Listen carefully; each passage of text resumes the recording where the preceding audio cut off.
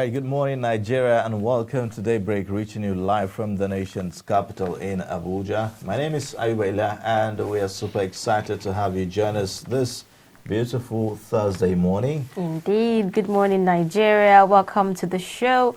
Today promises to be exciting and enlightening as well. I am Zainab Bala.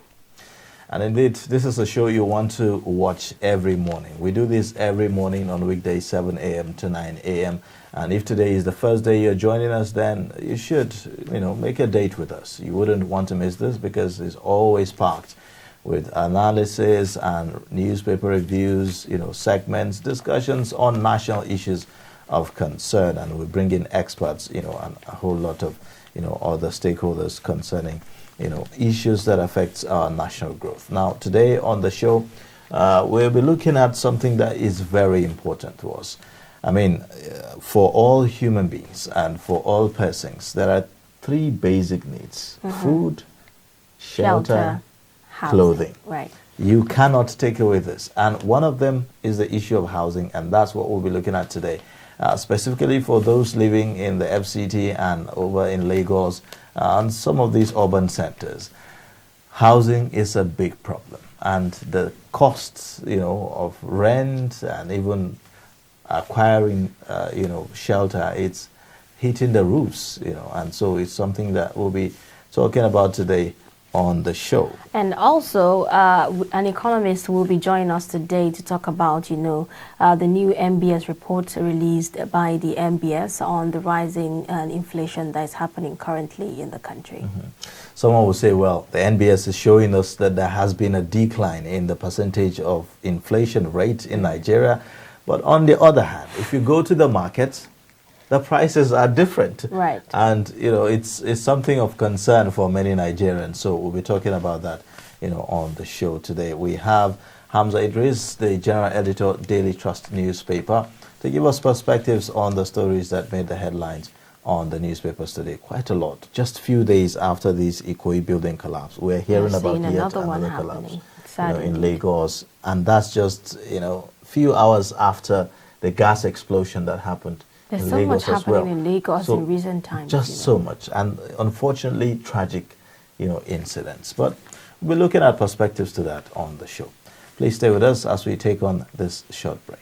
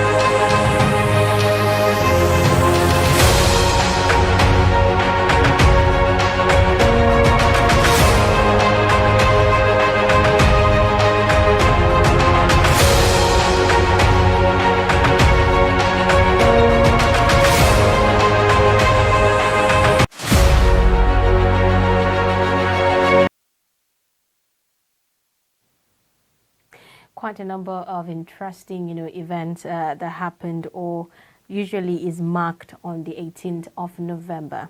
Now, of interest to me is the World Philosophy Day. We all know that philosophy is a study, of the world around us, and today marks the World Philosophy Day. Do we have many philosophers down here in Nigeria? What do they do, really? I mean, if not to be an academician, I wonder what you'll be doing as a philosopher in Nigeria. But the truth is that we need thinkers, and philosophers mostly are thinkers. They think for the society, they think for the world, about how the world should run. About things that social, cultural beliefs, and all of that, and then placing that side by side with reality, and so we need thinkers. That's the truth. Talking about it helps to develop the mind. It helps to develop the brain, psychology and all of that. So yes, we need them in the society, but I'm not sure about how Nigeria as a country. Talking about thinkers, I remember vividly yesterday, a paper reviewer was talking about Nigerians are insane. That where did we go wrong? It looks like we are not sane anymore. And who is thinking in Nigeria? I mean, the thought is always around what to eat. So. And for most people, I would say that the thinking is mostly about not really developing society or developing the world, but it's mostly about, what to eat, daily bread. There's so much happening. For majority, that's it. That's something that we need to all, be deliberate about. Also, the one that got my attention is the push-button phones. In 1963, it was the first time that the push-button phones were used. So recall that. If you look back in history, the phones that were used in the olden days, there was so much stress. The round type that you use your finger, put it and then drag it all around, and then it will have to cross back and come back. You have to do it like 3 times. You have to do that. Depending on the number you're calling, actually. So if it's 5 numbers, if it's 9 numbers, you have to do all of that. 9 all the way. And you can imagine in a situation where you are in an emergency and you have to reach someone urgently, right? Yesterday we were talking about emergency numbers, for instance, and we saw some of the numbers are quite low here in Nigeria, unlike in the US where you have the 911, just 3 digits. You could just, all right. Ours, up to 8, some of them, or 9, some of them. So imagine you have to do all of that. So I think that push-button phones, it's a revolution, and it has really changed a whole lot. And now we are not just talking about push buttons. We are talking about just clicks, just clicks and all of that to show you how the world has advanced. So it's quite commendable. Let's keep the technology coming, developing. Yes. Let's keep it developing, and let's see how far we go. Now, let's take a quick break, and then when we come back, we'll be taking a look at the dailies on Daybreak. Like we told you, Hamza Idris, General Editor, Daily Trust newspaper, is with us in the studio to give perspectives on the stories that made the headlines. Please stay with us. But in a situation where you find that a look at the same, not necessarily tribal or regional. I have said that.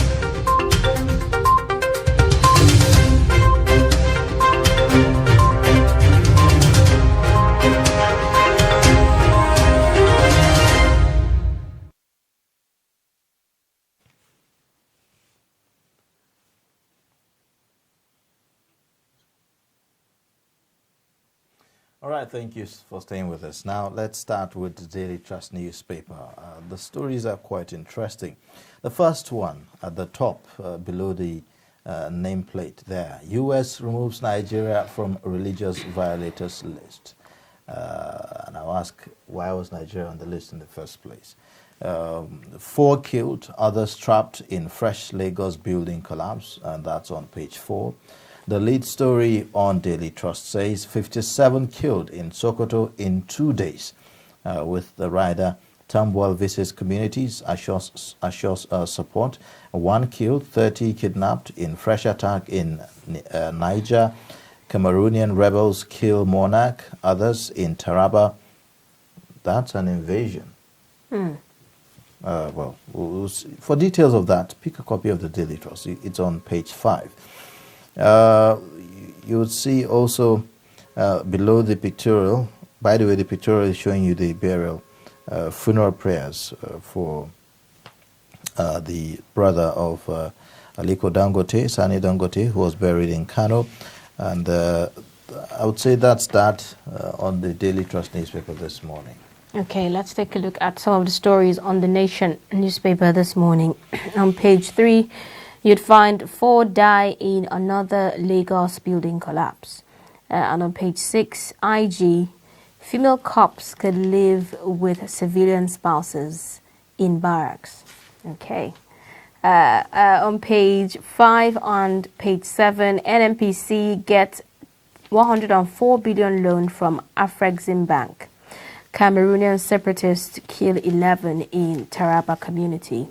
And the Nation newspaper leads with a story about disquiet as petrol sells for 159 per litre at depot.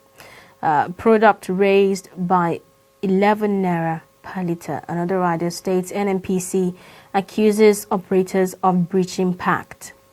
You'd also find on page 4, hashtag NSARS, leaked report has errors, says panel member. One of the riders says Lagos seeks restraints. Okunu calls for authentic report. These are some of the lead stories on the Nation newspaper. All right, so let's take a look at This Day. And on This Day newspaper, the first story there, Buhari sends delegation to Sani Dangote's burial, says late entrepreneur was honest in business, exemplary. You'd also see Osibanjo mourns, declares deceased was part of their government.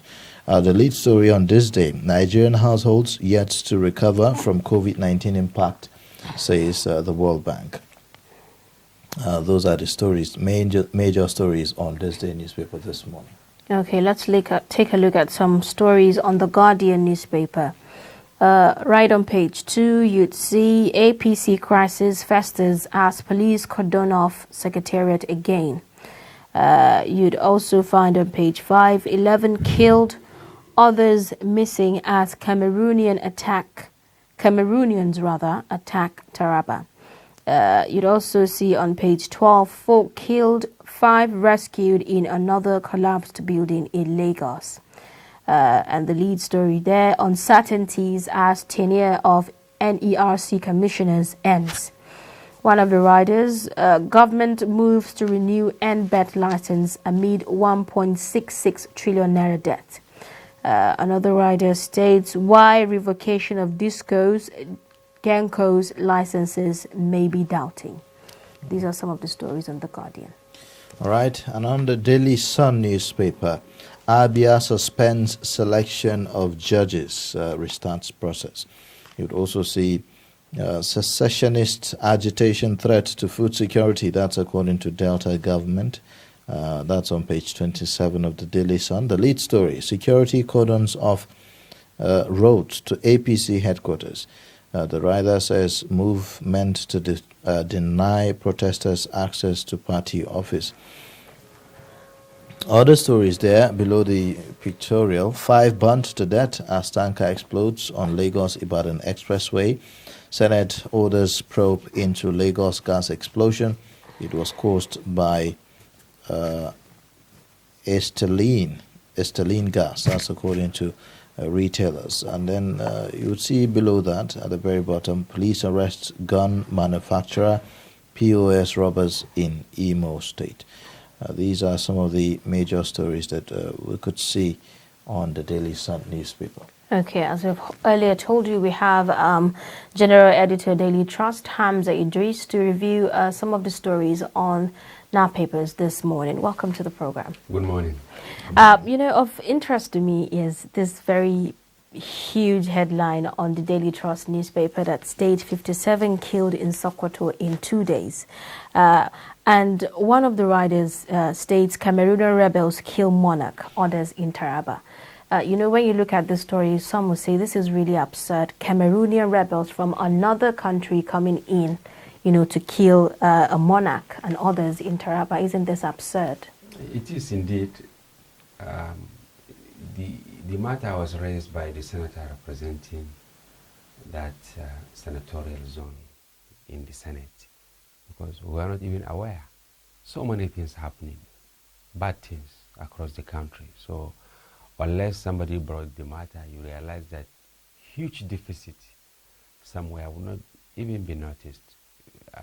We spoke with some security operatives. They said they are also waiting to get more details on what happened. But based on the account of the senator, the Ambazonian rebels, from the northern part of Cameroon, that they've been craving to have their own country. Now they are infringing into Nigerian territory. And it's not just restricted to Taraba. If you go out of Cross River, they are also there. They come into Nigerian territory, inflict pain on the people, and then go back. So it calls for urgent action by the federal government. So, I've been meaning to ask, could it be that, some of these attacks that we see are not carried out by Nigerians? Of course, it has been happening, not only in Taraba, as I said. If you go in the Boko Haram crisis, even the farmers' hardest crisis, there are elements from across the country, because we have a porous border. When you look at the landmass, it's such a huge area in Africa. If you look at the size of Nigeria, of course, Niger has bigger landmass, but sometimes I ask, why Nigeria? Is it because of our economic buoyancy, vis-a-vis our inability to police the borders, that you see criminals, coming in and going out with ease? So it's very sad. Now, we always talk about how porous our borders are, but how much of effort really are we making in terms of policing the borders and making sure that, understood is quite large, but aren't we having tools that could be of help here in terms of technology and all of that? We need to have that, but we are yet to get there. This is one, and then even the manpower. When you put the total number of immigration officials, customs, civil defense, these are paramilitary establishments that are meant to complement protecting Nigeria's integrity in terms of border policing. Yes, how many do we have? And that is it. So the number will not even match what is required to police identified borders. We have identified borders and we have unmanned borders where you just walk freely. Countless entry points that they are not even earmarked to be policed. So that is the problem. So apart from increasing number of security operatives, we also need to deploy technology, that will help in policing the borders. Because unless we secure our borders, it will be very, very difficult for us to control crimes and criminality within the country. Should we be maybe considering also deploying like soldiers, like troops, aside from customs, immigration? I understand that there's this joint border patrol that is, ongoing, where you have, all the security agencies coming together, But should we have more presence of, say, the military, at the borders because of this kind of experience? The military is overstretched already. Out of the 36 states of the Federation, there is no single state that you don't have the military on the street. Are they supposed to be on the street? Yeah, but here we are talking about territorial integrity of Nigeria. So having other people coming into Nigeria, that's an encroachment. You see, I held them. I held the Nigerian military. They are doing so much. in terms of, protecting internal insurrection and then encroachment by foreign mercenaries and foreign criminals. But in an ideal situation, you don't even supposed to see them on the streets. When we were young, if we see one soldier, you see dozens of youths following him, clapping, soldier, soldier, soldier, because they were not common. They live in the barracks. You only see them, there is a problem, of a certain country, like what happened now in Taraba. So you see massive deployment of soldiers there. But now, probably they had the information through intelligence.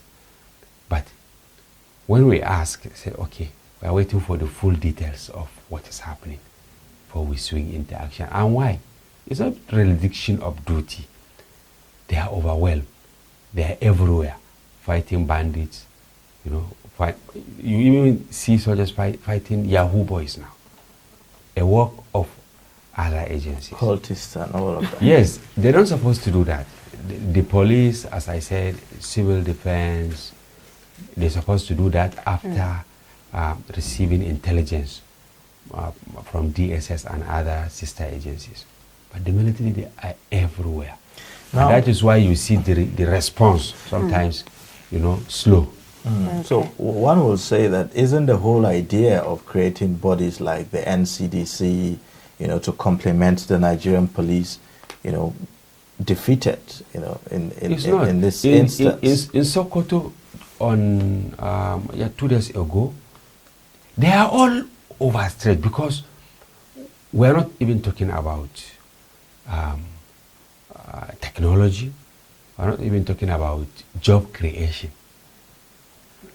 We are all overwhelmed talking about curtailing insecurity. They killed civil defense operative inside Sokoto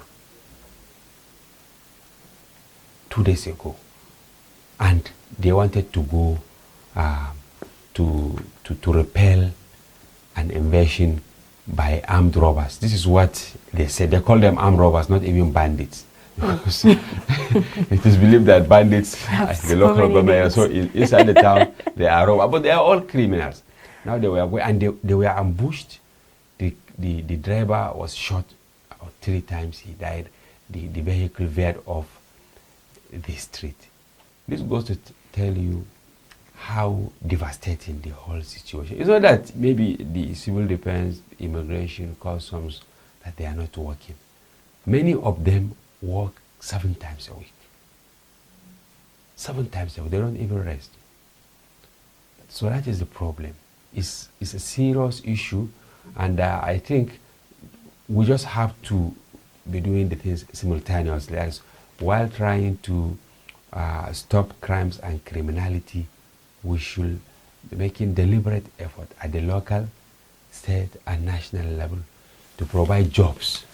Because when people have a lot to do, yes, they will not have the mindset to start thinking about. Yes, but crimes. with the picture that you've painted now, it's almost looking like Nigeria is a country that cannot protect itself from both internal insurrection and external aggression on both sides. So some will now say, does it mean that Nigeria is a failed state? No, it's not a failed state, because when you look at the definition of a failed state means it collapsed. Nobody will talk. Even your money, nobody recognizes it. You understand? You don't have the international community lost confidence in you, yes, and all that. And other elements to that definition also has to do with the ability of the state to be able to protect its citizens from both internal insurrection and external aggression. Yes, there is a need for us to up our game. As you can see, Secretary of State, United States of America, will be here today.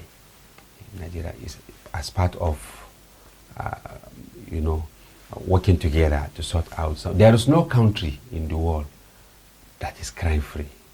This is the truth. But it is the manner that you approach the challenges. I never knew that, you know, there was something like Boko Haram in Turkey until when I visited that country. It is the same thing even in the United States. You understand? You have terrorists everywhere. You have sundry criminals everywhere. But what is expected of a country is to have better people, more better people than criminals. But no country, in fact, some of these drive development. You understand? Because if you say you don't have criminals at all, then you begin to ask, okay, do we really need the police? Do we really need the military? So approach is what matters, and I strongly believe that our approach is slow. And then sometimes we tend to go back to the archaic method of containing some of these crimes, like the seizure of communication in Zamfara, in Sokoto. Because these figures that you saw, the people, when we interviewed them, they said they could not even call to say that we are under siege. Do we supposed to seize telecommunication now simply because we want to address activities of bandits? No. This was tried around 2013, 2014 in the Northeast, when they seized telecommunication, no GSM at all. Even internet was problematic. They closed the airport. But the terrorists were having their way. So we should have learned from that it is not working. What is the essence of the BVN? I mean, even this, linking your national identity number. National identity number, the BVN for the banks, and all that. The essence of having those things is to synchronize everything about you, so that when you call, they will know from where you are calling. And even if you change your SIM, provided you are using the same phone, they should be able to track you. And that is the essence. But it seems that effort, it is not working. have been defeated, because at a point in time yes. they were saying there were criminals who actually go to withdraw money from the bank, and there was no tracking done and no record. Even ransom are paid through the bank. So you can see the heinous act by terrorists. We call them terrorists. What is happening in Sokoto, Zamfara is terrorism. Okay. Whether they have been classified as terrorists or whatever. Yes, because they are just killing people mercilessly. Look at this. In 2 days. This by the figures we were able to get as of last night. All right. I want us to look at, this issue of building collapse again. We are seeing this as a story that is coming out of Lagos. This is just, I would say, maybe barely 2 weeks after the Ikoyi building collapse. And then also we had another tragic one 2 days ago, gas explosion, and now another building collapse. Do we need to declare a state of emergency, in the, construction We just have to be serious. No need to declare any emergency. But when you say declaration of emergency by words and without action, will that translate to safety? No. This is just they said two-story building collapsing. That goes to show the level of decadence in terms of supervision, in terms of following job specification, in terms of using the right materials in building. 2 days ago, Bode George, he said, in fact, he blamed the Lagos state government, even though he's an opposition politician. But in journalism, we differentiate between what politicians say from their position. You understand? Whether you are in ABGA, PDP, APC, or whatever, no, it is what you say. This man is not a young person.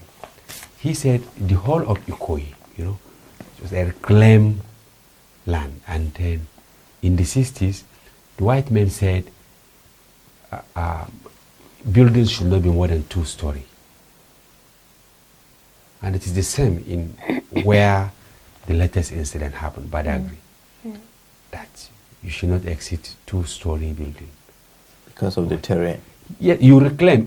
It was water before. Now, yes, it was water.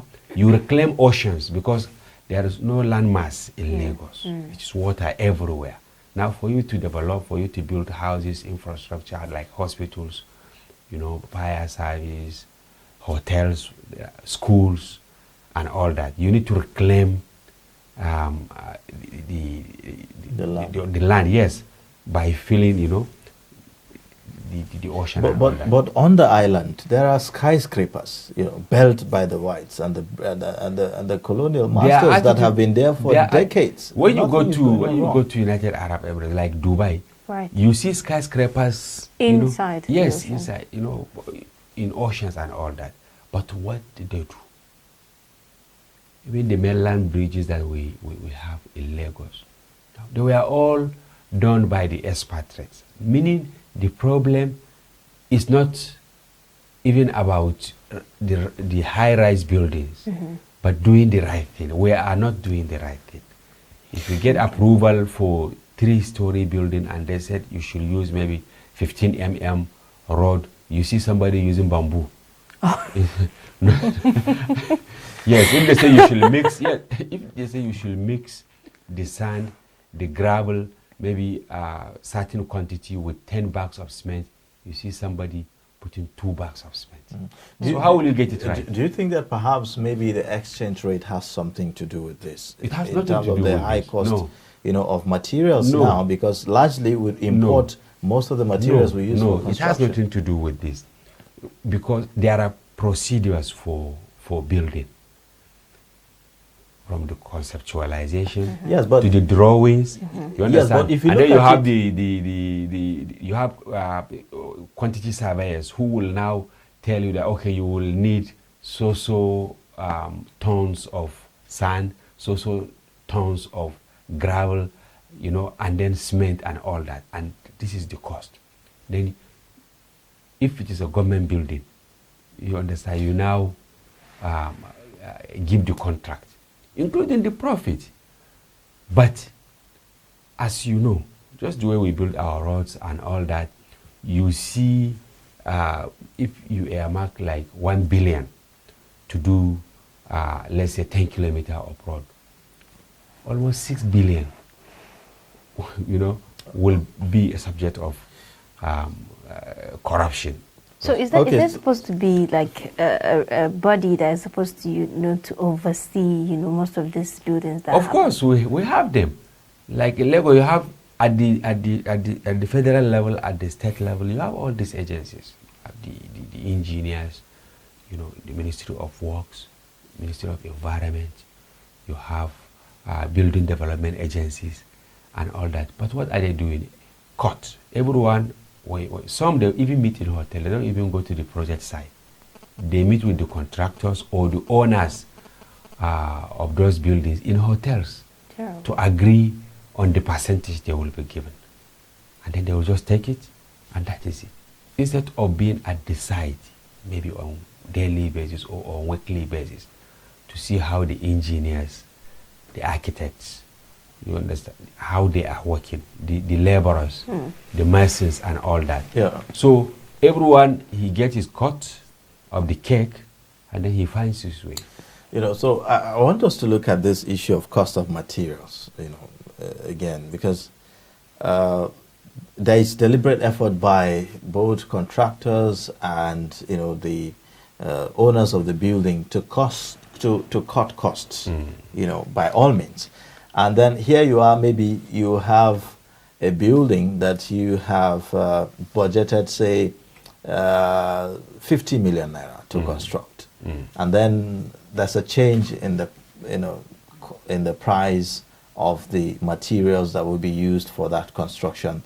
And then you find that you will now have to spend maybe 30% higher. Maybe you are now talking 80 million or 100 million because of the change in the price of materials and all of that. But still, you would find that the client or the contractor will insist that Well, it had well, mostly the client, like in the case of the Ikoyi building, that it has to be within this budget, and the building must, go on as planned, despite all of the changes that have been recorded in the price of materials and all of that. So that's why I'm bringing the issue of whether, this issue of, cost of materials is a major problem here. Okay, two things here.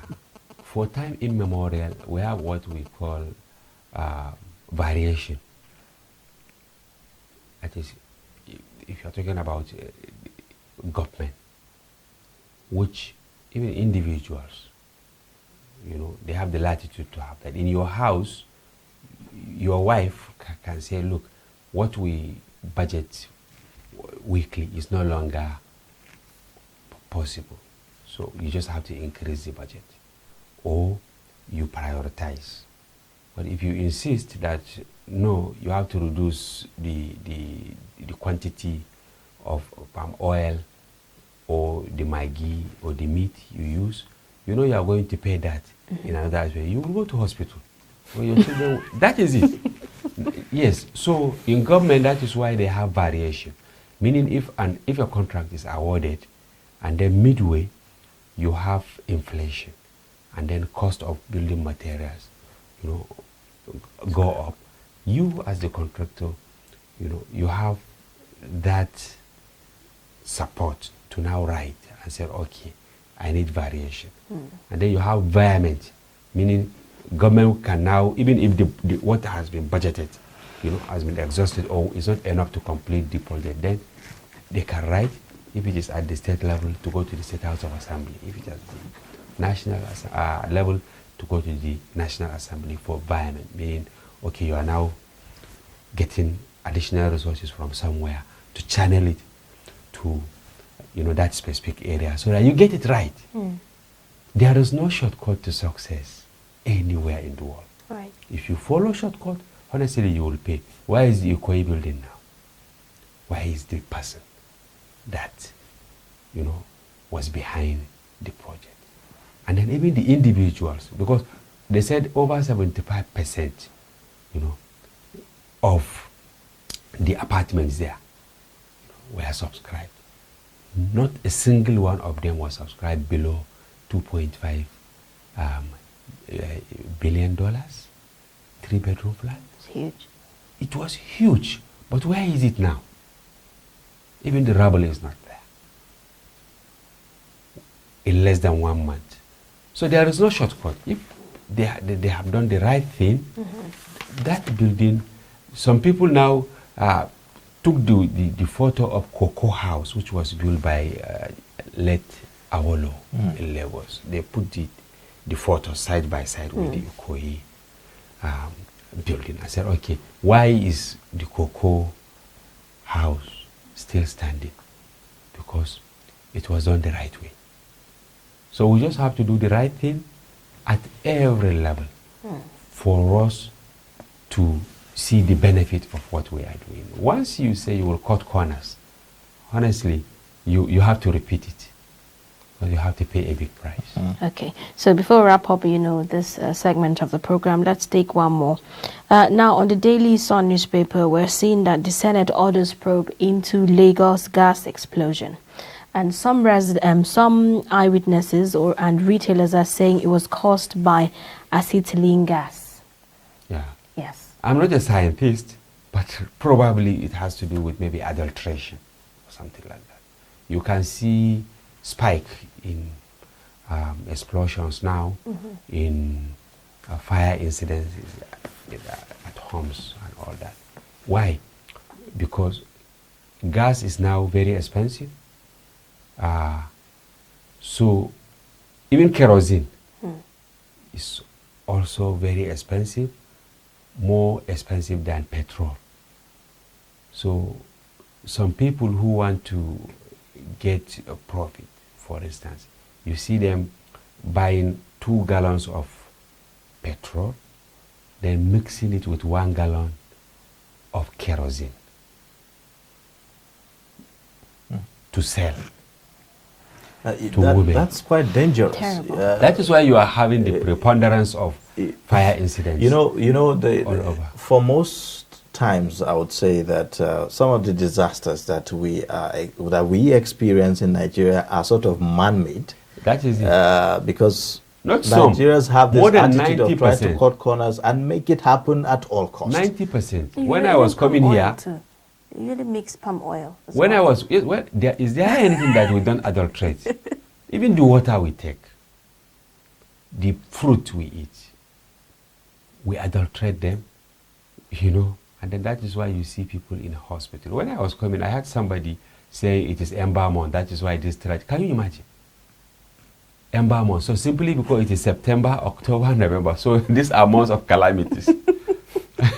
I think it's where the road reality. safety actually debunked, that Yeah. notion the other day here. Because honestly, if you look at the stories, just like with the building construction thing that we are talking about just now, beneath, if you look into it deeply, you would find that Cutting corners. someone is trying to cut corners. And that applies to virtually every other thing, that we do. And at the end of the day, it turns out to be a disaster, not only to the person that is behind it, but even also other innocent Nigerians. Yeah, somebody can do a terrible thing that will endanger the lives of a whole family, a whole community, a whole state.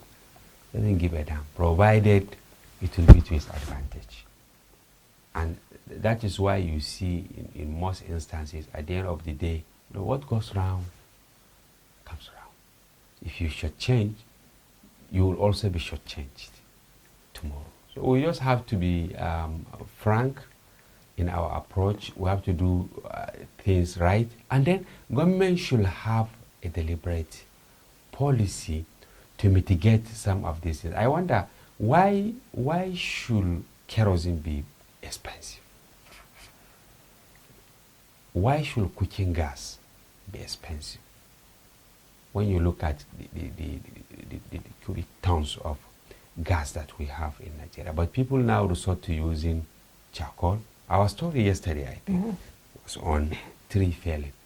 So you can see the multiplier effect of not getting things right. Right. Yes, if people cannot access gas, they say, okay, let's try kerosene. So kerosene is also expensive. Then they saw a window in adulterating kerosene by using petrol, so that they can, increase Quantity the quantity. Terrible. And then elsewhere, people are just invading the shelter belts, the forest, to fell the trees in order to produce charcoal. And there's To climate produce climate. So we just have to get it right. And again, what's the role of, ordinary Nigerians, aside from the need for government to actually do the needful in this? For instance, we are talking about petrol now.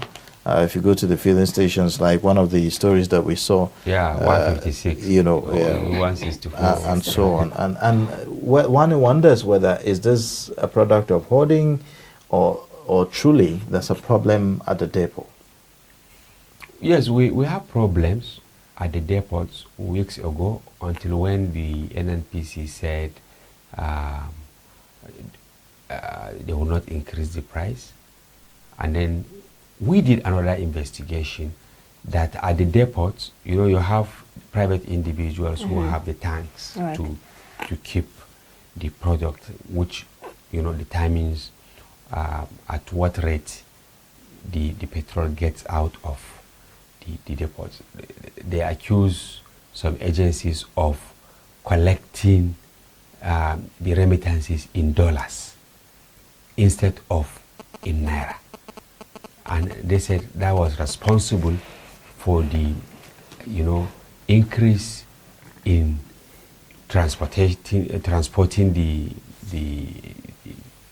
petrol and many other things.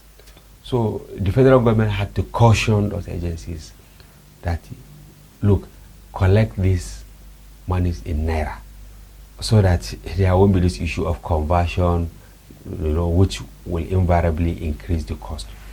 And I think that was where we got some respite. Now, look at what is happening. So I think there should be deliberate effort. I keep saying this because it's very important. But when you have a deliberate policy and the enforcement agencies adhere to that, you will see a seamless transaction, right from, importing the product, storing it, then lifting it, transporting it, and then sharing it to various filling stations. So at the end of the day, you will get it right. By the time you allow Mr. A to do different things, Mr. B to do another thing, you will keep having problems. All right. All right then. Well, thank you so much for coming on the program and sharing your thoughts with us on the show. We hope to have you again. Inshallah. All right. We've been speaking with Hamza Idris, General Editor, Daily Trust newspaper, our reviewer for the day, giving us perspectives on the stories that made the headlines on our newspapers this morning. Now we'll be going into another segment on the show, but that will be right after this break. Please stay with us.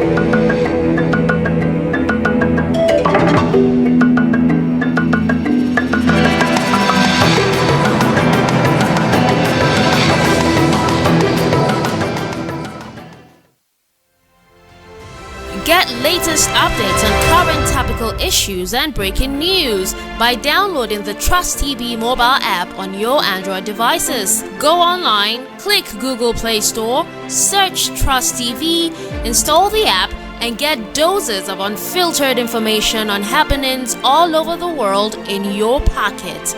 Trust TV, documenting the Nigerian story.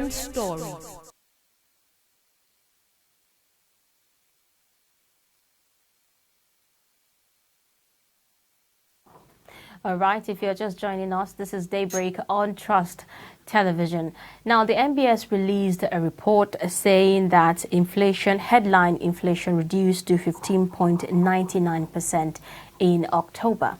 But, reports at the market show that this the situation is quite different. Now, a reporter went out to seek the opinion of people in the market, and this is what she found out. The NBS report says price increases reduced on month-on-month basis from 1.26% in September this year to 0.80% in October. However, traders at Utalco Market in Abuja dismissed the report, saying prices of essential items have rather been on the increase. Everything is very, very cost in the market. As you can see, before, muddle of beans is 200 naira. Or high is 250, but now muddle of beans is 1,200. The other one 1,000. You can't even buy gari now. Is 700, 600. Red is 700, white gari is 600. Before, white gari is 150 in a muddle. Everything is very, very cost in the market. As I'm talking to you, in this market, you cannot see fresh paper of 50 naira.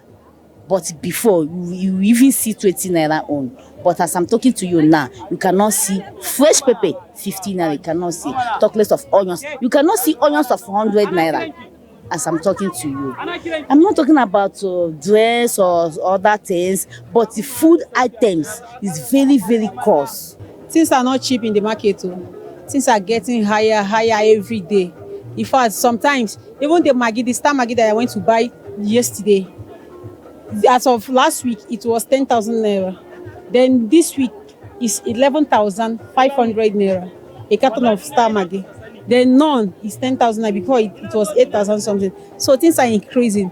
Look at the spaghetti that we used to sell 300 naira before, 280. Now it's 350. A carton is 6,600, 6,700. So okay, look at egg. Egg before we used to buy 800 naira per crate, but now 1,800 naira per crate, and we have the one of 1,700. So Nigeria is getting more worse and worse. It was when we were small that if they say Nigeria will be better, that is when we believe. Some Abuja residents say life of average Nigerian is declining owing to increase of prices of life necessities. If you enter this market today, I just bought some things now. I want to use familiar tissue, for example. I bought it 400 naira recently. I came to the market today, they said 600 naira. If you get something today, tomorrow the price is different. Honestly, it's not easy. I have 2 children, but I'm feeling it for those who have like more than 2 children. It's not easy surviving in this country now. Everything is just at the increase, but I don't know. It's just God that will help us, because even me, while I came to buy some things, I was like surprising on all the budget I made. I end up spending more because of, I don't just know, but it's just God that will help us. Being a Nigerian, we bless God. No problem. Thank God for our leaders. But what can we do? Because nobody is speaking out. The government are not speaking out. Nobody is saying. It's just they are comfortable of everything that is happening because it's not affecting them. So I feel because it's not actually affecting them, that is why they don't talk. Nothing is cheap. Everything is cost. So things is very cost this December. This is not cheap. It's very cost. You can see guys now, everything just they cost. Tomato, everything just they cost. Everything costs. Nothing cheap. Nothing cheap again. Everything is cost. The Nigerian government is reportedly planning to come up with stimulus that will crash food prices in the country. When that will happen is, however, still not certain. Nafisa Abdul Al, Trust TV News, Abuja. All right, thank you for staying with us. And if you're just joining, of course, is Daybreak on Trust Television. Now, looking at that report, you could say, well, what's missing here? Where do we not get it right in terms of the costing. On one hand, the NBS report is saying this, and this is what, people in the market are saying. But well, to get a better perspective on that, we have Adefolarin Olamileka, political economist, in the studio to give us, perspectives and make sense of this. Why is it not making sense and tallying with the reality that we have, this NBS report? Thank you for having me on Trust TV. It's another opportunity to shed light on some of these development issues in Nigeria, especially on the economic wise. Before we came on air, I was telling you that inflation is the making of global capitalists. It's one of those instrumentality of economics whereby liberal economists believe that when prices of things goes up, it calls for spending more on the economy, whereby production will be enlarged, and whereby companies will make more money and profit will be realized and otherwise. But on the other aspect, what they are failed to understand from the critical heterodox economic is that when such inflation arises, people get more into poverty. People get more into not being able to meet up with their daily spending. And meanwhile, the rich get richer and the poor get poorer. Now, in your report, Nigeria React, 15-point-something% of inflation that was released recently by NBS. How does it correlate? How do Nigeria understand it? Right. Nigeria don't understand such economic language. What they want to understand is how can this be realizable in terms of the prices of goods in the market. In one of your headline news, tomato pepper crashes, but in Jos, onion prices increases. What does it tell you? It tells you that as much as those prices in that particular aspect of that particular area get greed in the hands of people that are selling those products, they continue to make money. And this doesn't reflect what NBS is saying. And what NBS does is to look at year-to-year calculation through their measurement of the consumer price index. And all this language, the Nigerian people, they don't get to understand such. So what they are looking at is how can this price reflect what NBS is saying? And there are so many challenges. I've mentioned that it has to do with global capitalist instrumentality, whereby they increase prices of goods to make more money, and they tell you that making that much money is to expand such money in the economy so that the economy can boost. So is it an unrealistic expectation to say because of the decline in the inflation rate, then we should expect the reduction in the cost of price of things in the market? One thing you need to understand is this: price of things in the market in Nigerian context, once it goes up, at least it comes down. Reason based that, one thing we need to quickly grasp is that the moment inflation rises, what does it do? It does damages to the naira. The purchasing power, the currency power reduces. That's why I say that 20 naira, 50 naira is no more too viable to buy anything again. That's why pure water is now 20 naira, 30 naira. Because as a result of what? Inflation, cost increase. Now, what we need to understand is this, and so that our people out there can understand, so that the government can take action. The Nigerian economy need to work. And how does that work come in? It's for government to take action, drastic action on certain things. People have been calling that we should have a price control board. People have been calling that the government should marshal industry so that we can produce more. Because if you study the NBS report, they outline things that are very expensive, from cooking gas in terms of food items and farm produce, then to things that were imported. And those things that are important in terms of electronics, textiles, garments, these are the things they calculated to get to that figure they are putting out now. Now, for us to be able to get around all this so that we can have a better rate for our prices of goods, is for the government to sit tight and do the right thing. I heard Oga Hamza when he was analyzing the newspaper report that people cut corners. One of the things that is affecting our economy is that people cut corners in terms of trying to put out government policies. The government has been putting several policies to address economic issues, but at the end of the day, we have sabotaging element that will come around and put a stop to that. And that's why we're having issues with our food prices and consumer price index all over product. I remember before NBS carried out this report, they have about 10,500 informants that go out to the 36 states, including FCT, to get those reports for them. And they analyze 740 to 750 items of goods and services. And they get feedback report and they work on it.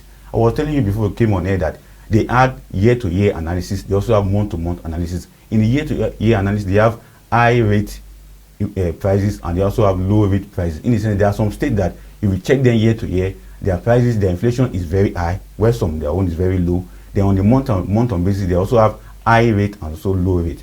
It shows that location also affects the price of good. You asked me a question before we even came on. I said, how come that location also I said it affects in the sense that you said bag of rice 35,000 in Lagos, bag of rice 40,000 in Abuja. Remember that those bag of rice you are talking about are imported rice. Before they will transport them to Abuja, the tires and wheels of the truck, we know how many times those trucks must have gone bad on the road before they even arrive to Abuja. Then the distributor have to add his own. Then the person that the retailer will also have his own. Then the woman that is selling at the roadside, at the outside, selling in mudu, the cup, have to add their own. And these are the things that take cognizance on the prices of goods, services, especially food items in Nigeria. Okay. Now, part of the report states that the composite food index rose by 18.34% in October 2021 compared to 17.38% in October 2020. What does this really mean? What it means is that that 18 point something they analyzed before and the 17 they are getting, there's a shift. And that shift brings it down to the 17. But now we're having 15. What they are trying to see, if you listen to the sideline talk of the DG of the NBS, was that most of the policy of the government is not taking effect after the COVID-19 impact on Nigerian economy. So I mean, the policy that the government is trying to put out to recover the economy is not taking effect, but it has to be maintained. For us to, from 18 to 17 and now to 15, before it was even 18, 17, 15, and 16, then now 15. How can we bring it down to 10? Because Ghana, our neighbor, is 10. South Africa is 4. Egypt is 6.9. So how can we get to that level? And much work needs to be done. And if that much work needs to be done, that means maintaining it at this level it is to reduce it is the work that needs to be done. And that's why all the economic policy of the government have to be marshaled in a way that I always talk about sabotage. People that want to cut corners. These are the people that affect government policies. Importers, distributors, and many of them. And this is where they make their money from. And they'll keep giving excuses that the road is bad, the foreign exchange is this and that. We understand that, but excess profit that they normally make after all this is what make all these goods and services to be very expensive. Okay, now how long until Nigerians begin to feel the impact, of these things that you mentioned, the government policies and all of that? Just how long will it now take for Nigerians to actually begin? Because now what we are seeing is on paper. Exactly. Right? So how long will it take for Nigerians to begin to feel the impact, of these numbers? One of the things I normally say in my articles is this. I normally caution the government. Most of their development plans, economic plans, is elitist in nature. Why can't we have a bottom-up development plan? Let's consider the people on that particular ladder, the people on the floor. What I mean by people on the floor, the people that are struggling to make ends meet. If you discover the economic plan, the intervention program of CBN, who are the people getting it? Who are the people getting the millions? It's still part and parcel of the elite group. Develop economic plan that can go down to the grassroots and take care of the people. Now, you ask, how long are we going to wait before this thing translates to better economic index for the people so that they can have a good living and have a good health for themselves? It takes political will. If the federal government is devoting 20 billion, 100 billion for a particular economic program, can it get down to the people? Will it not be politicized? Will it not be a blackmail against the government themselves? Because one thing I've noticed about Nigerian issues is that the moment government develop a particular plan, there are some people that will come around and blackmail the government so that the right thing will not be done. I don't know where we are following. The right thing will not be done. So the government have to take this plan down to the grassroots. Because it is at the grassroots they can feel it. Because the report we just showed now show that people in the market, in Masaka market, in Yanya market, they don't understand inflation. What they want is to let the price crash. Let us have a mudu of gari from 300 to 150. Let us have a mudu of rice, imported rice or locally made rice from 600, 800 naira to 350 or 300 naira. That's what they are looking for. So the government must have that political will to translate all the policy into what people can physically enjoy it and have peace of mind and be able to give the government the support that they need. And that is the way to go for now. Okay. You know, you earlier mentioned that the government needs to have political will, you know, to implement this. Exactly. So would you say politics and corruption has a role to play here? They are entangled. They are one coin of the same side. Politics and corruption. Take for instance, anybody going to politics in Nigeria now, the first thing they will ask you, do you have the money? We have read in commentary editorial whereby somebody want to go and contest for governorship, they'll tell him, do you have 2 billion? That 2 billion is not the money your final spending. No. That is what you can even start. We don't know what you end up spending.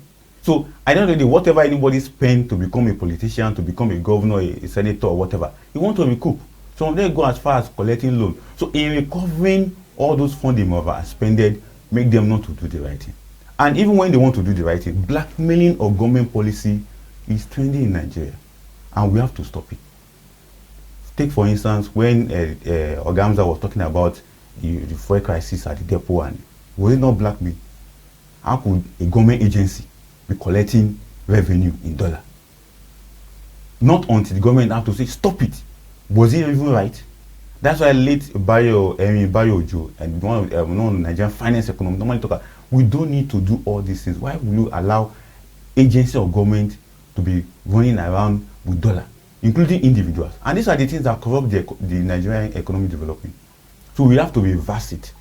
And politics also have a way to strengthen the economy, because it is from the political will of government to do the right thing that economic policy will now get down to the grassroots.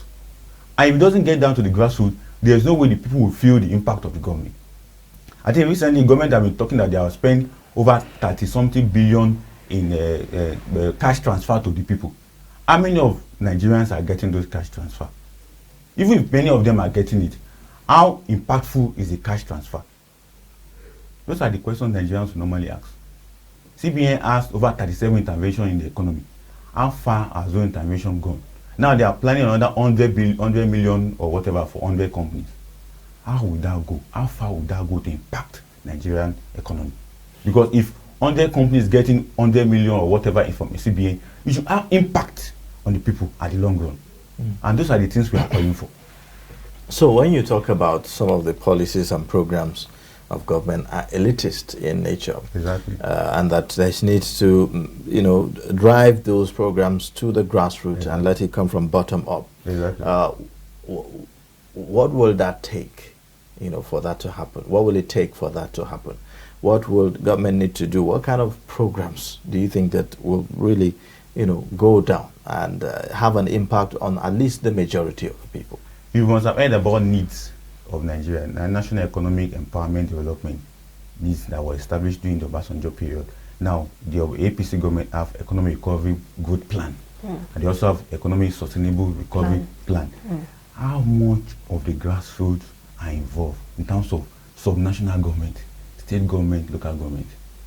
How much of their impact, how much of their input is in that document? That is where lies the issues. When the federal government is developing a plan, now there's a plan called the 2020 to 2025 plan. There's also the 2050 Nigerian project plan. Is federal government at the federal government level? Are state carried along? Are the local government carried along? How would they fuse it into such plan? If such plan is just at the top, the state are not involved, the local government are not involved, how would the ordinary people get involved and get an impact from such program? So what we are suggesting is that whatever plan the federal government is having, whatever lines that include the state and the local government, they should make sure that there is political will for each of the state government and local government, 774 of them, get involved, not just on paper, but practically get involved. As the federal government is planning, consider putting the state and local government engagement.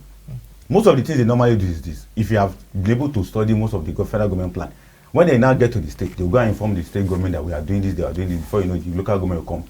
Then they will say, okay, they are disposing so amount to a particular local government. The physical planning, the arrangement, the implementation of those plans, are the local government, are they carried along? Are their official staffs involved in the planning process and in the implementation process? After throwing such money to the state government and local government, now hearing EFCC is after someone. A case in point in the education sector is SUBEB, State Universal Education Board. Recently, UBEB cried out that state government at the state level, the money, their intervention, their own contribution funding, they don't get it done. And even those that get their own, they don't implement it to the way they're supposed to implement it. And one of the cases they raised was books for children in the school, that the books were locked up somewhere. When I read the report, I was like, I almost developed an article on that area, but I just, okay, let me do more finding that. These are just an example of how federal government have a very laudable, brilliant, economic impactful plan, but at the state, at the subnational level, to local government level, it becomes something that will not be impactful. And that's what we are calling it. Let there be a deep collaboration, using political will, using economic will, and using socio-cultural will of the people to make sure that plans of the federal government don't just stop at the state government house or stop at the local government secretariat, but get down to the people in rural area. Not just in rural area, including suburbans and urban areas like FCT. All right. Well, let's take a quick break now, and then when we come back, we'll continue our conversation, around the NBS inflation report. Please stay with us.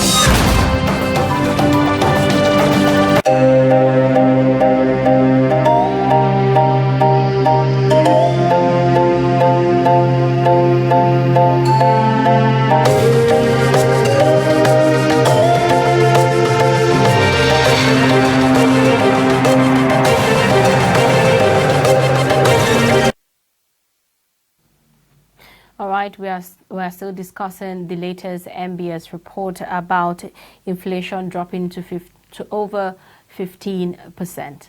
Now, there's this question I've been meaning to ask. Presently, are there any scheme targeted at job creation for the Nigerian youth? Although in the last 6 years of the Buhari administration, they have set up several schemes to create employment. National Directorate of Employment have been training people on several skills.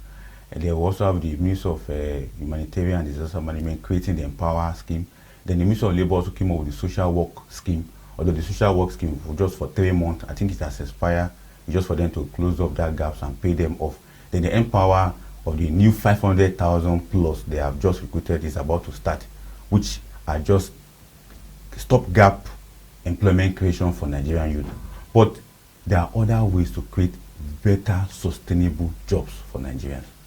As we already said before we went on break, sometimes we consider this kind of stipend given to Nigeria as just waste of money.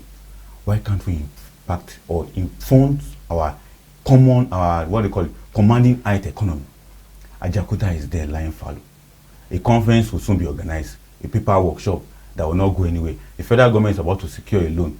When that loan comes, their part of it will be put into Ajaokuta. Why can't you make Ajaokuta work? Ajaokuta can employ in millions of Nigerians, including youth, and create other sub-chain jobs. I was discussing with someone in Nasani yesterday, and he said Ajaokuta is supposed to be providing them metals to develop their equipment in Nasani. But Ajaokuta is sleeping. How can we resuscitate such gigantic infrastructural edifice that is there? Not only Ajaokuta, we also have Delta Steel in Delta State. There's also another rolling mill in Jos. Then we have Otapi in the same Kogi state, and several of them scatter all over Nigeria. There's one particular one, I cannot remember his name. It's an automobile fabrication company in Osun State. All of them, grasses, what they call it, pet animals taking over their compound. How can the federal government resuscitate all these lay-off industries? And that is the way to get better job creation for Nigerians. And that is the best way we can go. But all this stipend giving 20,000, 30,000, it won't go. If APC leave power now, the next government came, it may not be interested in empower job. So we need a sustainable jobs for the Nigerian youth. And that is the best way we can do for our youth, so that we can give them sustainable income and livelihood that will keep them for a long time before they get to retirement age. Okay.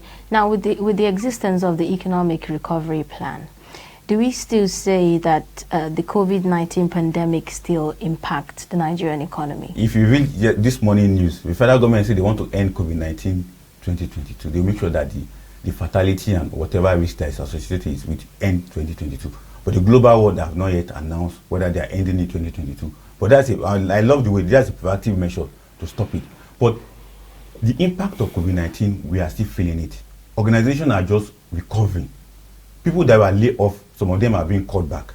In Nigerian case, people that have been laid off, we don't know whether many of them have been called back or they will be called back or they have been called back. But the issue is this: the impact of COVID-19 is very, very severe. Not just Nigeria alone, globally. But where we are going now is this: how can we make a use of the opportunity that COVID-19 gave us? Thank God we make use of the ICT opportunity. There are other avenues that we also make use of. What do we learn from COVID-19 impact?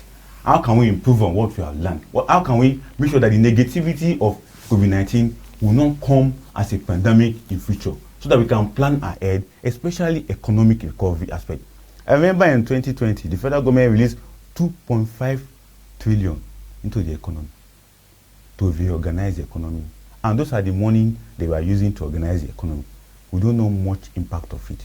So we need a report from Federal Ministry of Finance to give us how far have that money gone. CBN, I always mention CBN because my articles focus on most of their monetary policy as well as in combination of fiscal policy. They have over 37 intervention programs. Recently, the governor of CBN said they have released over 33 trillion into Nigerian economy. Who got that intervention? How impactful are those interventions? Because these are the things we pick up from COVID-19. It is because of COVID-19, those intervention money we have quickly released. So how impactful it is? Even in agricultural sector, several millions of naira were released. How impactful? Because what will be left for us in Nigeria, what will be left for intellectuals like us is that after releasing such money, what can we point to? That this is what this money have done, this is how sustainable it has been doing, and this is how recovery the economy has been, and the way forward. If we don't get to that level, that means in coming years, that's how we'll be throwing money at problems I will not get results. So with all of this money, just like you are raising now, where is the money? And you know, how has importation also, you know, how has it contributed, you know, in us finding ourselves where we are today? For instance, if you look at the naira, for instance, and the dollar, Exactly. you know, Both at the parallel market. it just keeps going once and all of that. So with all of this intervention, and we are still not feeling the impact, do you think that importation has, you know, played some role here in terms of, you know, sending more money out there? Importation does. You know, one of the key things, when I was on the Business Daily last week, we talked about inflation, importation, and I mentioned that one of the reasons why we continue to import is because we don't have the technology to produce what we're importing. And the one we have managed to import, and the one we have managed to produce, Nigerians are not patronizing it. Why? Because the government is not even taking the lead. And I suggested something on Business Daily that day. From the federal government to the state government to the local government, anything they want to do, they should make use of made in Nigerian products. That will serve as a lesson to every other government institution and agency.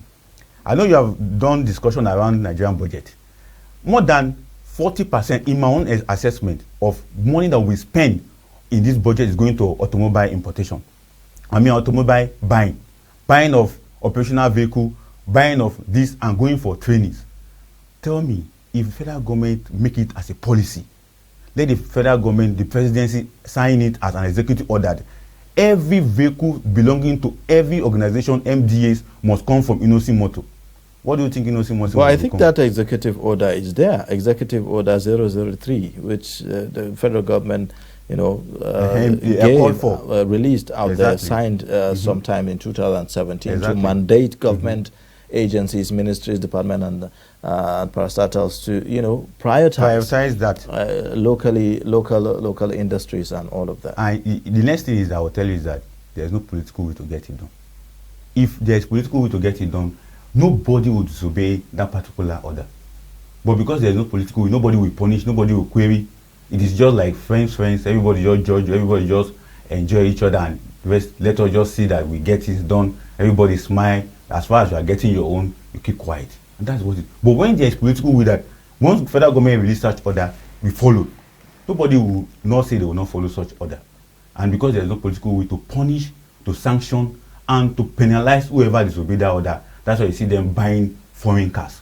And that's what led to more importation of those foreign cars, and whereby our own refuse to grow. Meanwhile, they have called for local assembly of such cars. How many of them are working on it? Apart from Peugeot that is trying to do such, other companies have promised they will do this, they will do that. At the end of the day, what did they call for? They could not get it done. And that's where we are today. So importation play a big role. If you also go back to the NBS report, they talk about import garment and textile, import electronics, appliances. These are the things that that make our naira to go down, because one naira is chasing few dollars in circulation. So it has to go down, go up. Even though with the sanction of BDC by CBN, the naira is still fluctuating. At the parallel market now, it's above 500 naira. But the official market falls something to 500 naira. But how can we ameliorate and stop this gap? Is to make sure that the Nigerian industrial sector is revamped. I wrote an article in the beginning of this year when the president released his New Year speech. He said the economy will be his priority. And I replied with an article. I said, revamping the economy is not negotiable. And I highlighted some things that the president may have to face in terms of people that will gang up, blackmail the government policy. And that's what we have today. They will gang up and blackmail the policy of the government. When borders were closed, many of us say, oh, people started shouting this. And we normally make yardstick with Malaysia, Indonesia, all these Asian tigers and Asian cub. Do you know what they did? I was telling someone yesterday, I said, if we follow 1% of what these Asian tigers and Asian cub did to revamp and revitalize the economy, Nigerians will not allow it. They close their borders. They make sure that intellectuals that went to study abroad use that knowledge to transmit and transform their local economy. Okay, and that's where they are today. So what will be responsible? What will ensure, the stabilization of the Nigerian naira? One of the things we need to do is to revamp our industries. We should also encourage local production and buy into made in Nigeria. In one of the newspaper paper report this week, manufacturers are crying that more than 50% of whatever is being lost to importation of goods. What are they trying to say? Even when they try it as much as possible, their members try to produce, Nigerians don't patronize them. Some of us, we are talking about, just like a side, your colleague was talking about shoes. We have made in Aba shoes. I'm normally wearing sneakers. On my show in Trust TV, these sneakers was made in Aba. The materials were found in Africa. The coupling of it was everything done in Nigeria. The same thing with my shirt and my chinos. Most of these materials are here, but the challenge is that we don't have that new technology to transmit and to transform such raw material. But the one we are trying to do, let us patronize them. Could it be because of quality? Because most people, complain because of the quality. That is why they don't like patronizing. 15, 20 years ago, can you buy a China product? No. But the same low quality of China product or Taiwan product is now the new modern product. That's why American market, Chinese product is there. Singapore product is there. Why? Because from that low quality that they started upgrading. The more money a manufacturer, a producer gets from his product, that is how he will be putting money in research development to improve on what he has, to improve on what he has been producing. But in the Nigerian case, with all our over 60 research institutions, what are they doing? Okay. Now, critical infrastructure is needed here in terms of revamping, the industries like you mentioned now. Particularly if you take the issue of power, it's a major problem for many manufacturers. And so they are unable to compete with these cheap imports because their cost of production at the end of the day will get high. it will go so high because they have to source their own power, they have to source other raw materials and all of that. Do you think that maybe we should consider, or if we have before, consider declaring a state of emergency on power for manufacturers, specifically for manufacturers? Exactly. I wanted to say the state of emergency on power has been declared. That's why it was privatized. But the same problem continues. You know, one thing our elite doesn't want to listen to when people like us talk, when especially critical heterodox economists talk about power, it is sabotaging element. Why is it that importance of generators continue to profit, continue to rise? Why is it that people that are making money from such importation refuse? There was a time in National Assembly, a particular senator House of Reps brought a bill that there should be a ban on importation of generators. What happened? I don't know why. Daily Trust followed that. But what happened? Blackmail. Within 24 hours, they profiled that particular legislature, and that was the dead end of that particular law. The political will I've been talking about is this. Can we take, emergency for power for manufacturer? One of the things we need to do is this. Can we now make it in a point of priority that power will now be taking priority in our economic development, whereby we take a drastic position, and a drastic position, can we stop importation of generator? If we can do that, Nigeria will sit up. Secondly, all our research institutes, National Air Power and Research Institute and the rest of them, can they come in collaboration with federal government so that we can tackle this? I think the Minister of Power was saying that by December, this Ngeru and one other power plant will be ready. That's how the minister, politician, political appointee will make such statement, but he never knew what is the undercurrent happening. Because as long as we are still importing generators, it will be very difficult. And one of the claims of these businessmen in that sector is that they are giving employment to Nigeria. And you see, you are giving employment to Nigeria in another way, you are still taking off the best of economic profit or economic growth from Nigeria. Because as there is no power, then businesses fail. Businesses will not succeed. The little money they are making to improve on their research, to improve on their product, they spend it on fuel and they spend it on diesel. And that's how it is. And that's why the Manufacturing Association of Nigeria is crying loud that power is their major challenge, followed by infrastructure, in terms of road network, to distribute their chains of products and other things that follow. And that's where we are today. All right then. Well, let's quickly take another break, and then when we come back, Adefolari Olamileka, political economist, will still be with us in the studio to throw more light on some of the other issues. Please stay with us.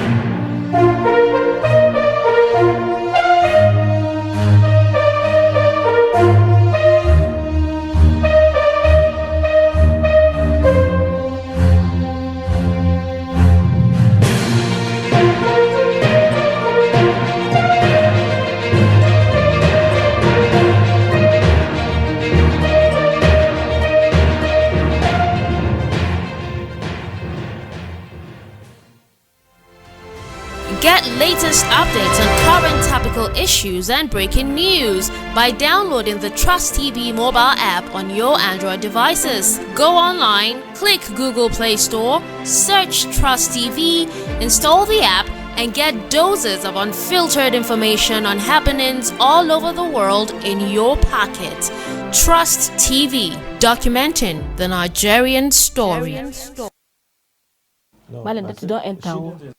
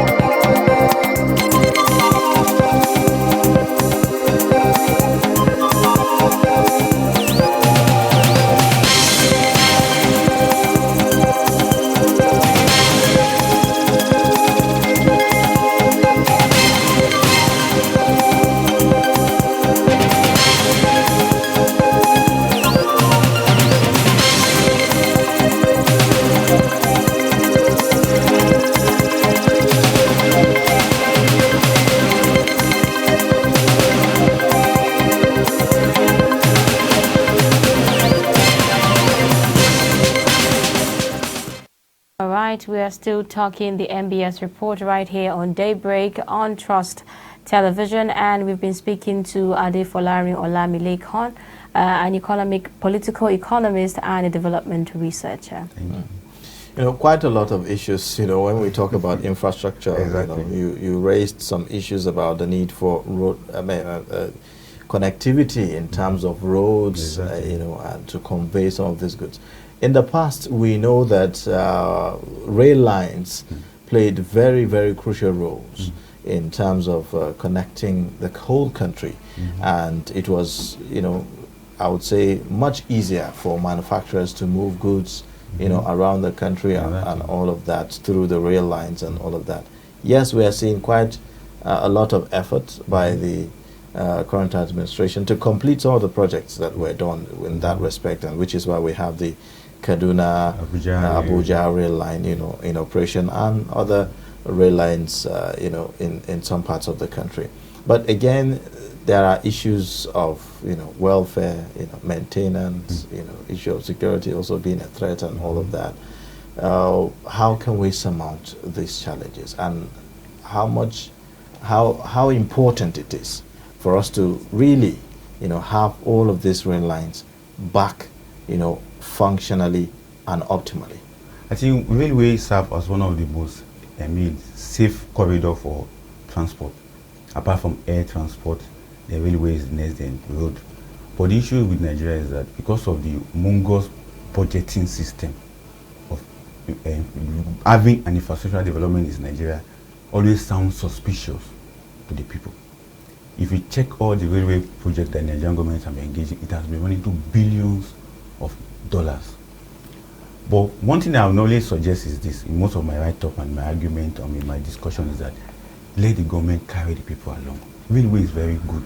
Railway is very fantastic, especially to carry heavy duties goods from far distance to other areas and connecting very well. But the issue is this, the Ministry of Transport has been handling it. How much of the road transport association have they been engaging with them? Because it's very key. How much of other stakeholders in that chain of sector have they been engaging? Because if they allow them to embrace such projects, everybody will give them support. Anytime there is a loan, especially these last 2 loans that came for railway project, did you see the way people rose against it? Because the government didn't carry them along, and because the people are not even seeing what they are talking about.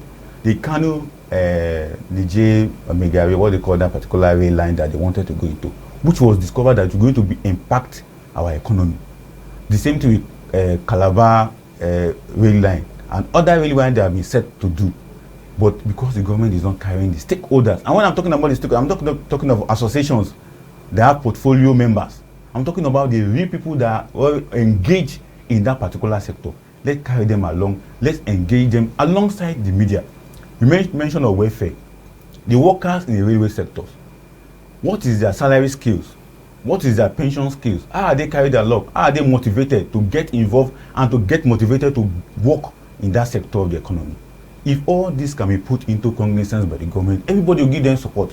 And anytime a railway project is about to be carried out, like this Lagos-Ibadan railway, fantastic, very good, solid, what they call it, a double grade rail, which is very good for Nigeria.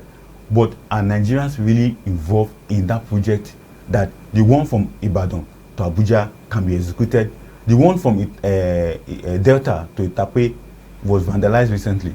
But how much of engagement are the government making with both host communities that the railway pass through their corridor and people, especially as the workers? Because we need to put all this together. I think we need to, there's a report, packaged by our correspondent about, the striking railway workers. Let's take a look at that. When we come back, we take a look at other perspectives around the issue as well. Take a look.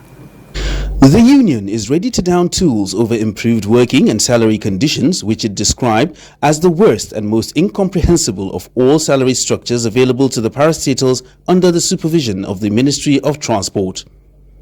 Members of the union argue that there is no correlation between the billions being spent by the federal government on the railway infrastructure and their current remuneration package.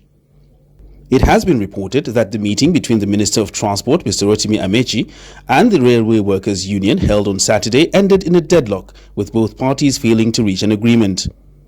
However, efforts to get official confirmation from the NRC on the current situation of the proposed strike action proved abortive. NRC officials who spoke off camera can confirm that currently talks are ongoing between NRC management and the union in order to find a resolution to the standoff. Ibrahim Yusuf Muhammad, Trust TV News, Abuja.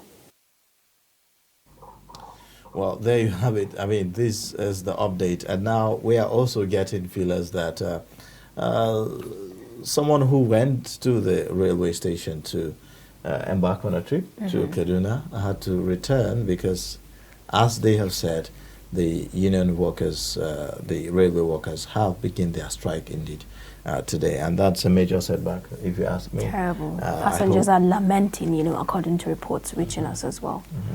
So hopefully that will be looked into and all the grievances will be resolved as soon as possible so that we can, a lot of people depend on this. I mean, you have, say for instance, people residing in Abuja, having businesses in Kaduna, and some of them, having businesses, in Abuja, and they reside in Kaduna. They use that, route to, come and forth, all the time to monitor their businesses and all of that. And now all of that is on hold as a result of the strike. When we were discussing before we went on break, I said welfare of workers. How much of that has the government put into consideration? One thing about the Nigerian state is that they have a way of leaving the people behind. That's why I talk about elitist development program.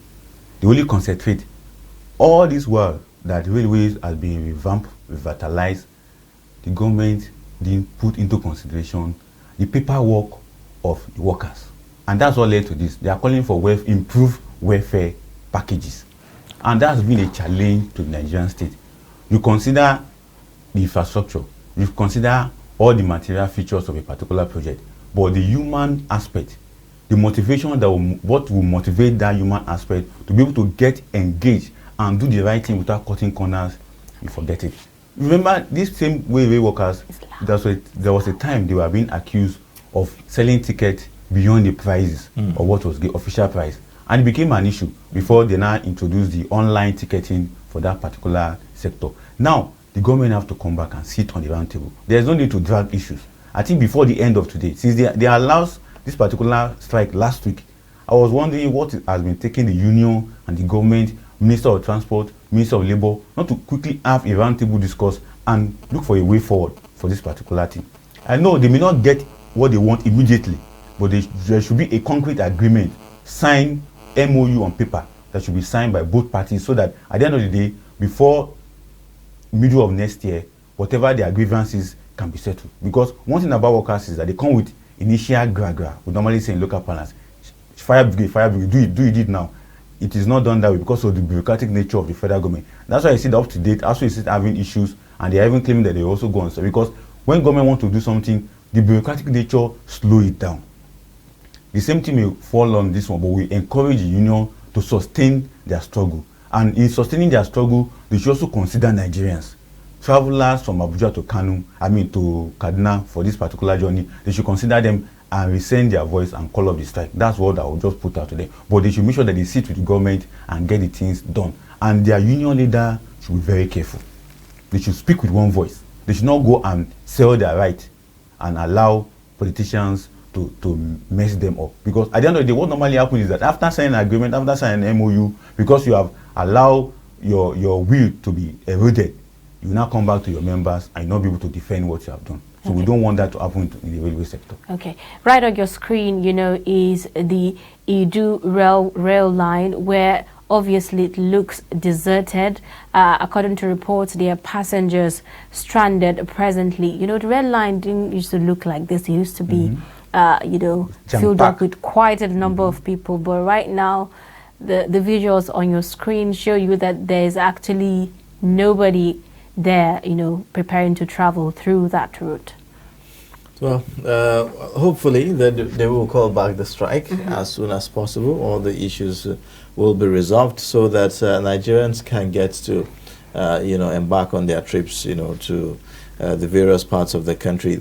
Rail lines are coming back, and we are now getting, confident that these means of transportation will do a whole lot in helping Nigerians and all of that. And so having strikes like this, I would say it's a major setback, especially as you consider the whole issue of insecurity and all of that. More Nigerians are depending on these rail lines, especially between Abuja and Kaduna, and all of that for their travels. So it's a huge setback, and hopefully it is looked into as soon as possible. Well, I would say with that, we've come to the end of the show for today. We've touched on quite a lot. Exactly. And we have Olamileka Adefolarin in the studio, political economist, who has been giving us perspectives on these recent happenings. The NBS report vis-a-vis the reality in the market and Nigeria's infrastructure deficit and the need to revamp, our local industries to be able to do better so that we can have Nigerians live a much more deserving life, a much more comfortable life, a decent life. I think that's and have our naira above all, have our naira appreciated. Exactly, appreciate to the level that me and you can be very confident of the naira. Right. All right, thank you for joining us for the show this morning. Hopefully you join us again another time. It's an opportunity for me to also thank Trust TV as one of the flagship TV stations that is getting wider coverage and wider viewers demand.